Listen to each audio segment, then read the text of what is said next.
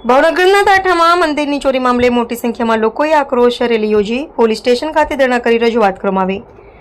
ભાવનગર જિલ્લાના દાઠા નજીક આવેલા જાગપર બારિયા પરિવારના કુળદેવી ચામુંડા માતાજીના મંદિરમાં 2 માસ પૂર્વે થયેલી ચોરી અંગે પોલીસ દ્વારા કોઈ કાર્યવાહી કરવામાં ન આવી હોવાના આક્ષેપ સાથે આજે સમસ્ત બારૈયા સમાજ દ્વારા વિશાળ રેલી યોજી દાઠા પોલીસ સ્ટેશને ધરણા પ્રદર્શન કરી અને પીઆઈને આવેદનપત્ર પાઠવવામાં આવ્યું હતું। આ તકે સમાજના અગ્રણીઓએ ચીમકી ઉચ્ચારી છે કે જો આગામી 13 મે 2026 સુધીમાં ચોરીનો ભેદ ઉકેલાશે નહીં અને પ્રશ્નોનું નિરાકરણ નહીં આવે તો 100 જેટલા યુવાનો સાથે દાઠા પોલીસ સ્ટેશનમાં ધરણા કરશે તેમજ આત્મવિલોપનની પણ ચીમકી આપી હતી। આ ઉપરાંત જેલ ભરો આંદોલન જેવા ઉગ્ર કાર્યક્રમો કરવાની ચીમકી ઉચ્ચારી હતી।